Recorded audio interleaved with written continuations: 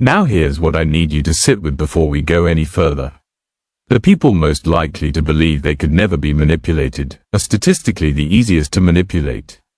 That's not an insult, that's psychology, and by the end of this video you're going to understand exactly why, in a way that might genuinely change how you think, make decisions, and see the world around you. Stay with me, because this is going to get uncomfortable. Let's start with the thing everyone gets wrong about intelligence. Most people assume that being smart means being harder to fool, that a bigger, faster brain is simply better at detecting deception.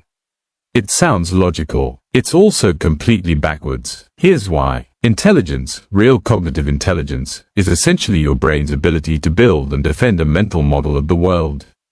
The smarter you are, the better you are at constructing arguments, finding patterns, and reaching conclusions. The problem is that this same skill makes you extraordinarily good at one very dangerous thing, rationalizing what you already believe. Psychologists call this motivated reasoning, and it doesn't care about your IQ. In fact, research published in the journal Psychological Science found that people with higher cognitive ability are often more susceptible to certain cognitive biases, not less, because they are more capable of generating convincing internal justifications for a false belief. Think about that for a second. Your intelligence isn't just helping you think. It's helping you not think, and making that feel completely reasonable. Here's a simple way to understand this. Imagine your brain is a very talented lawyer. Now, a good lawyer doesn't just find the truth. A good lawyer finds evidence that supports their client. Your brain does this constantly, automatically, and without your permission. Once you form the belief, or once someone plants a belief cleverly, your intelligent brain immediately starts working overtime to protect that belief from attack. This is why propaganda is almost never targeted at stupid people. The most sophisticated disinformation, political, commercial, ideological, is designed specifically for people who think they are too smart to be manipulated. Because those people lower their guard first. A person who thinks, "I could never be fooled," has already done half the manipulator's job for them. Now let's talk about the specific psychological weapons that work best on intelligent people.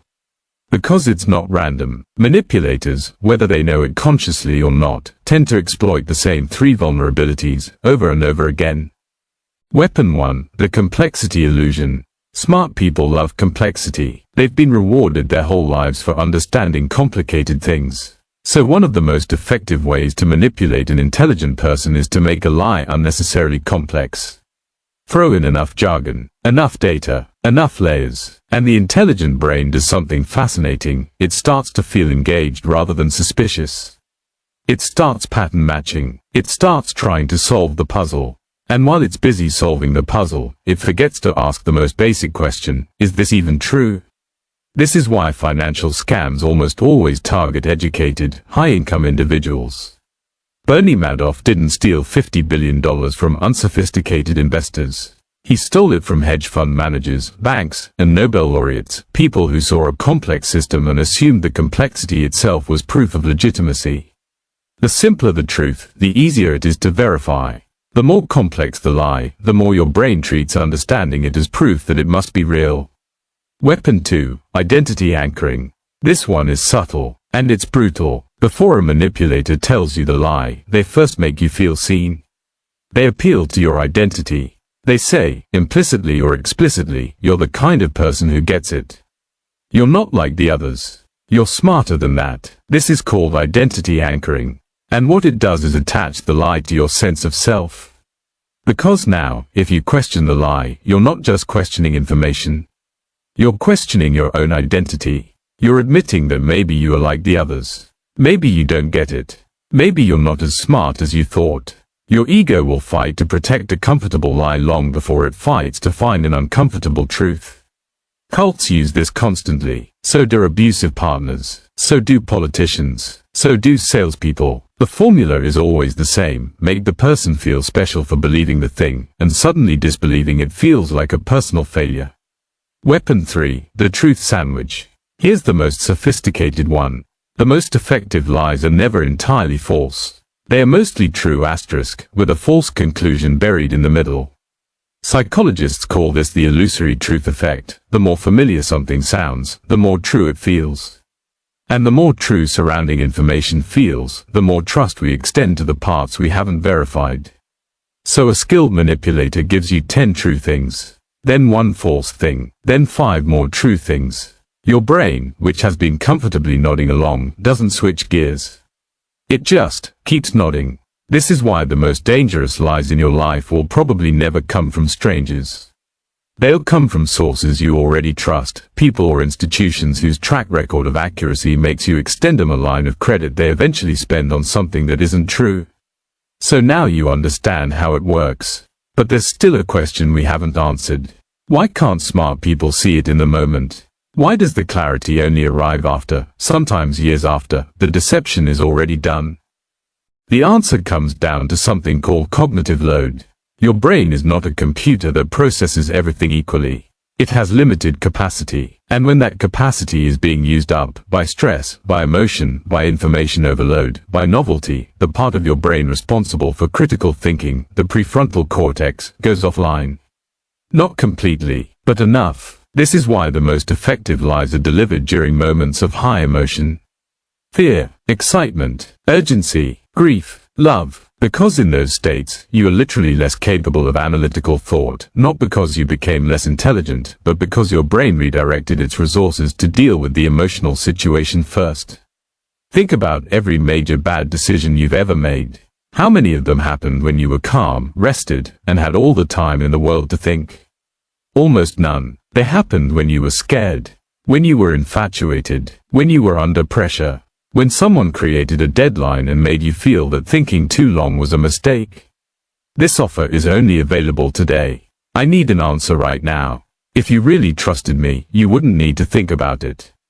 And here's what makes this even more unsettling. Once you've made a decision under those conditions, your brain doesn't go back and re-examine it when you're calm again.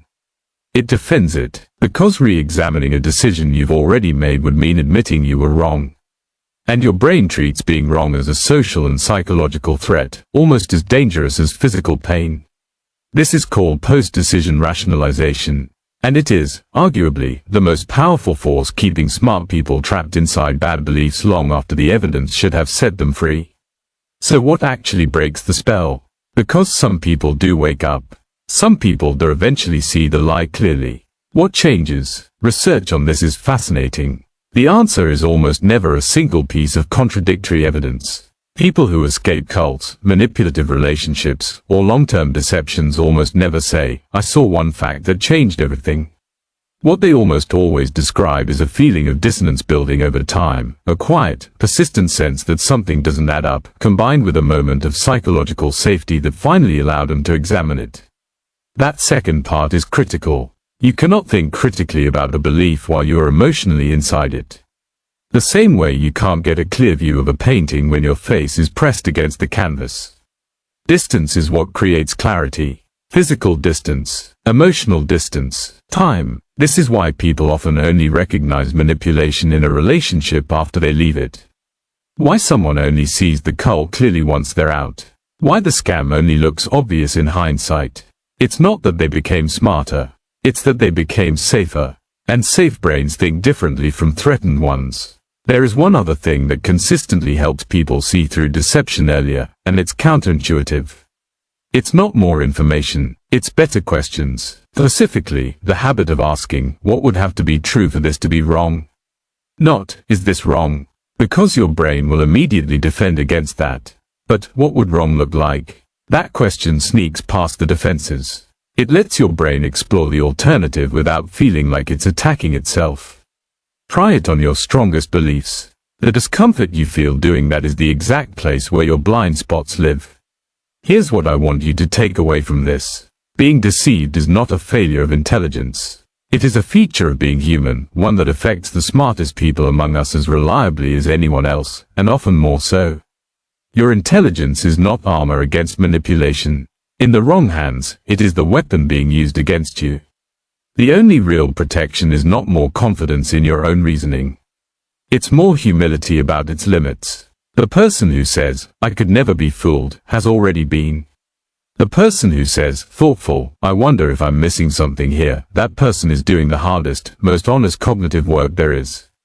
And that small habit, that single question, is the difference between a mind that can be led anywhere and a mind that actually knows where it's going.